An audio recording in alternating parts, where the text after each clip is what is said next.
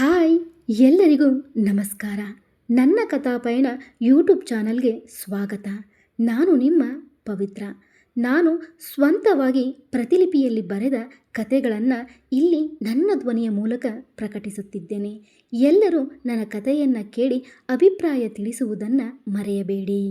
ಕಥೆಯ ಹೆಸರು ವಿಧಿ ನಿಶ್ಚಿತ ಅನುಬಂಧ. ಸಂಚಿಕೆ 1. ಅದು ಬೆಂಗಳೂರಿನ ವೈಟ್ಫೀಲ್ಡಲ್ಲಿರುವ ಫೇಮಸ್ 7 ಸ್ಟಾರ್ ಹೋಟೆಲ್. ಇಂದು ಆ ಹೋಟೆಲ್ ಪೂರ್ತಿ ಜಗಮಗಿಸುತ್ತಿದೆ. ಯಾಕೆಂದರೆ ನಿನ್ನೆ ತಾನೇ ಅದ್ಧೂರಿಯಾಗಿ ಮದುವೆಯಾಗಿದ್ದ ರೋಹನ್ ರಾಜ್. ಅದಕ್ಕಾಗಿ ಇಂದು ಸಪ್ರೇಟಾಗಿ ತನ್ನ ಶೇರ್ ಹೋಲ್ಡರ್ಸ್ಗೆ ಒಂದು ಡಿನ್ನರ್ ಪಾರ್ಟಿ ಇಟ್ಟುಕೊಂಡಿದ್ದ. ಅದರ ಜೊತೆ ಇಂದು ಅದೇ ಹೋಟೆಲ್ನಲ್ಲಿ ನವಜೋಡಿಗಳಿಗೆ ಫಸ್ಟ್ ನೈಟ್ ರೂಮ್ ಕೂಡ ರೆಡಿಯಾಗಿತ್ತು.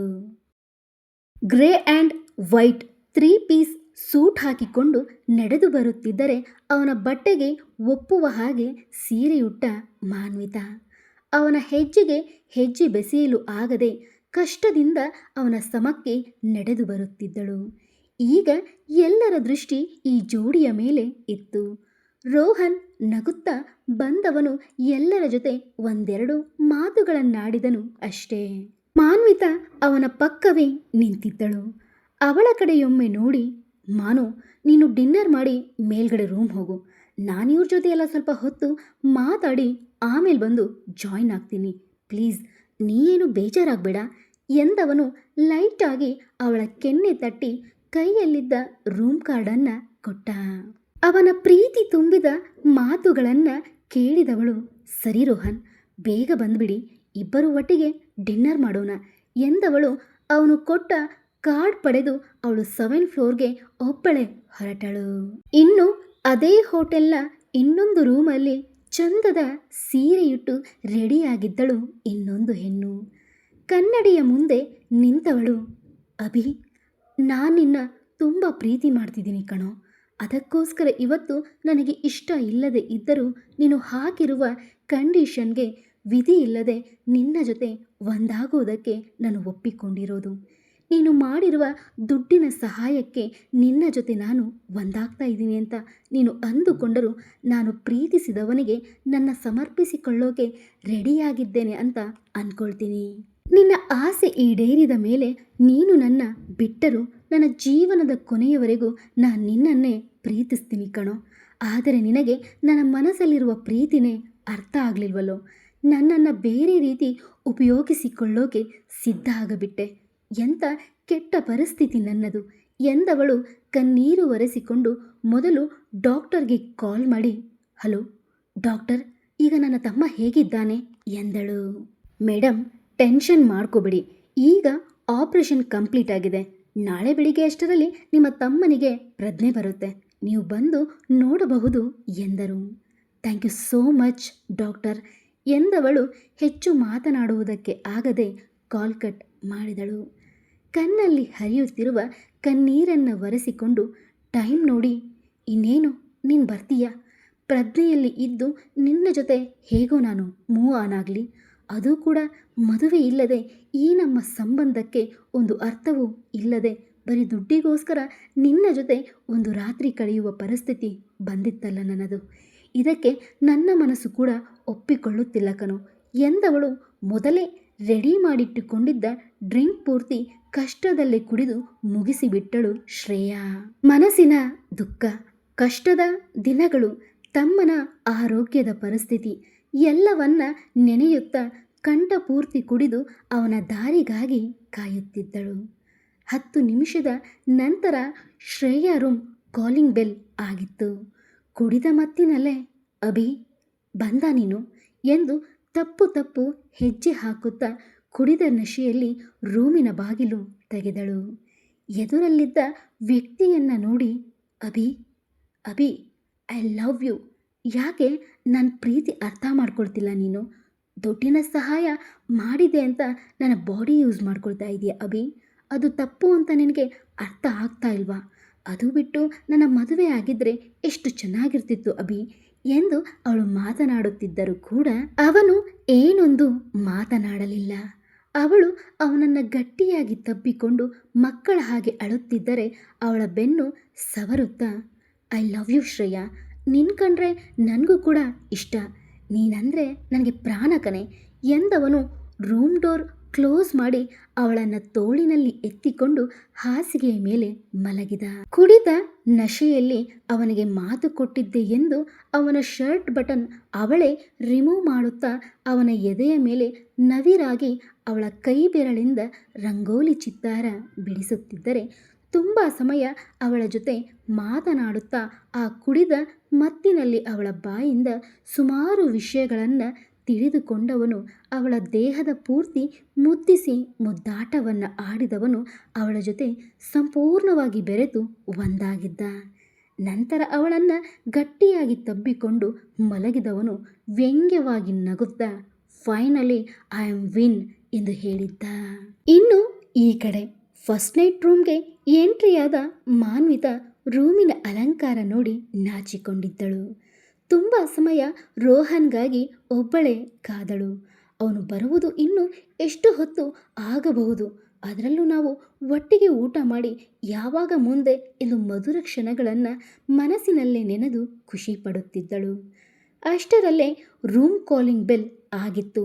ವೇಟರ್ ಬಂದು, ಮೇಡಮ್ ಸರ್ ಬರೋದು ಇನ್ನೂ ಸ್ವಲ್ಪ ಲೇಟ್ ಆಗುತ್ತಂತೆ, ನೀವು ಜ್ಯೂಸ್ ಏನಾದರೂ ಕುಡಿಯೋ ಹಾಗಿದ್ರೆ ಕುಡಿಬೇಕಂತೆ ಎಂದು ರೂಮಲ್ಲಿ ಜ್ಯೂಸ್ ಮತ್ತು ಸ್ನ್ಯಾಕ್ಸ್ ಇಟ್ಟು ಅವನು ಹೊರಟ.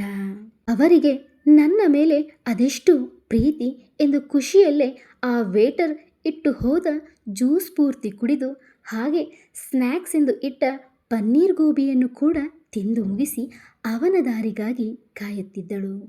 ಸುಮಾರು 15 ನಿಮಿಷದ ನಂತರ ರೂಮ್ ಒಳಗೆ ಬಂದರೆ ಮಾನ್ವಿತಾ ಸೋಫಾಗೆ ಹೊರಗಿ ಕಣ್ಮುಚ್ಚಿದ್ದಳು.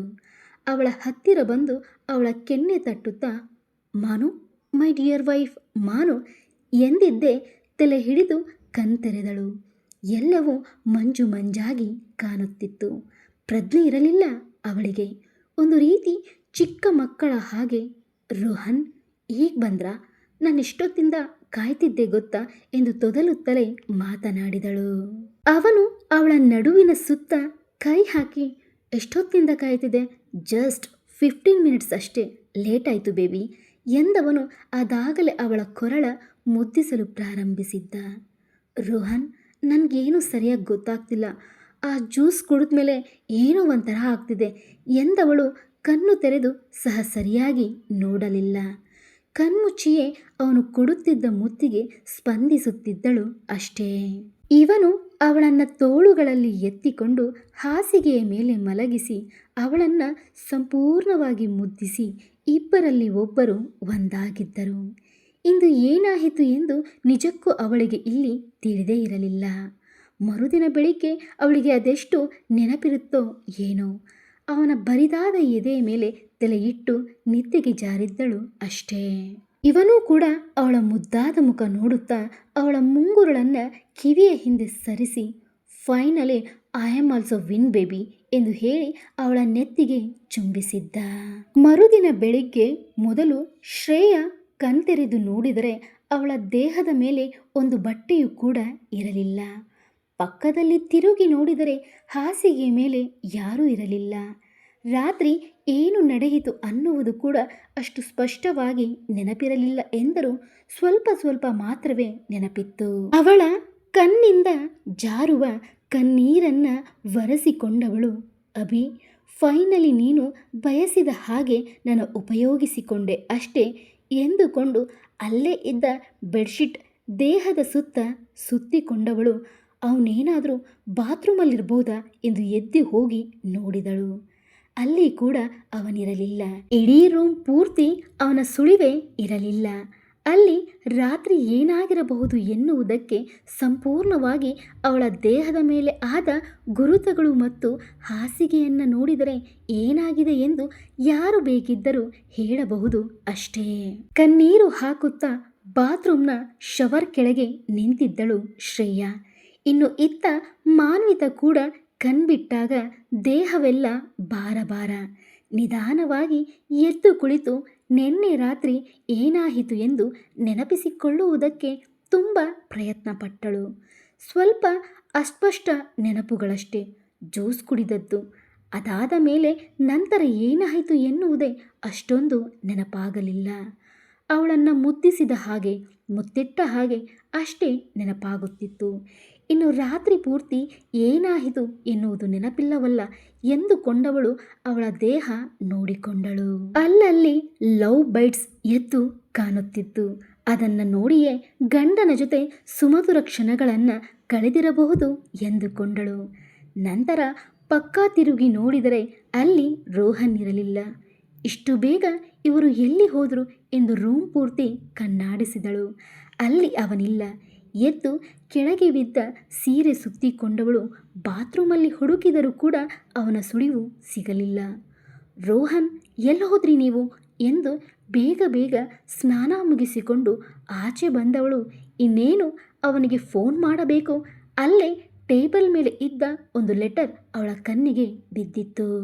ಇದೇನಿದು ಎಂದು ಓಪನ್ ಮಾಡಿ ನೋಡಿದರೆ, ಮಾನು, ಅರ್ಜೆಂಟ್ ನನಗೆ ಮುಂಬೈಯಲ್ಲಿ ನ್ಯೂ ಪ್ರಾಜೆಕ್ಟ್ ವರ್ಕ್ ಬಂದಿದೆ, ನಾನು ಅಟೆಂಡ್ ಮಾಡಲೇಬೇಕು. ಸೊ ನಿನಗೆ ಹೇಳದೆ ಹೊರಟಿದ್ದೀನಿ, ಬೇಜಾರಾಗಬೇಡ. ನೀನು ಫ್ರೆಶ್ ಅಪ್ ಆಗಿ ಮನೆಗೆ ಹೊರಡು. ನಾನು ಮೀಟಿಂಗ್ ಎಲ್ಲ ಮುಗಿಸ್ಕೊಂಡು ಆದಷ್ಟು ಬೇಗ ರಿಟರ್ನ್ ಬೆಂಗಳೂರಿಗೆ ಬರ್ತೀನಿ ಎಂದಷ್ಟೇ ಅದರಲ್ಲಿ ಬರೆದಿತ್ತು. ಛೇ, ನನ್ನ ಎಬ್ಬಿಸಿ ಒಂದು ಮಾತಾದರೂ ಹೇಳಿ ಹೋಗ್ಬೋದಾಗಿತ್ತು ಅಲ್ವಾ. ನೆನ್ನೆ ಎಲ್ಲ ಏನಾಯಿತು ಏನೋ, ಅವರ ಜೊತೆ ನಾನು ಮಾತಾಡಬೇಕಾಗಿತ್ತು ಎಂದು ಯೋಚಿಸುತ್ತಿದ್ದಳು. ಈ ಇಬ್ಬರಿಗೂ ರಾತ್ರಿ ಏನು ನಡೆಯಿತು ಎಂದು ಸರಿಯಾಗಿ ನೆನಪೇ ಇಲ್ಲವೇ? ಹಾಗಿದ್ದರೆ ಮುಂದೆ? ಇದೊಂದು ವಿಭಿನ್ನ ರೀತಿಯ ಪ್ರೀತಿ ಮತ್ತು ದ್ವೇಷದ ಕತೆ. ಸದ್ಯಕ್ಕೆ ಕಥಾನಾಯಕಿಯರು ಮಾನ್ವಿತಾ ಮತ್ತು ಶ್ರೇಯಾ. ಇನ್ನು ಏನೆಲ್ಲ ಆಗಿತ್ತು, ಮುಂದೇನಾಗುತ್ತೆ ಎಂದು ಎಲ್ಲವೂ ಕೂಡ ಮುಂಬರುವ ಸಂಚಿಕೆಗಳಲ್ಲಿ ತಿಳಿಯುತ್ತೆ. ಕತೆ ಹೇಗಿದೆ ಎಂದು ದಯವಿಟ್ಟು ಪುಟ್ಟದಾಗಾದರೂ ಅಭಿಪ್ರಾಯ ತಿಳಿಸಿ. ಎಲ್ಲರಿಗೂ ಧನ್ಯವಾದಗಳು. ಇಂತಿ ನಿಮ್ಮ ಪವಿತ್ರ. ನನ್ನ ಚಾನಲ್ ಸಬ್ಸ್ಕ್ರೈಬ್ ಮಾಡಿಕೊಂಡು ಪ್ರೋತ್ಸಾಹ ಮಾಡುವುದನ್ನು ಮಾತ್ರ ಮರೆಯಬೇಡಿ.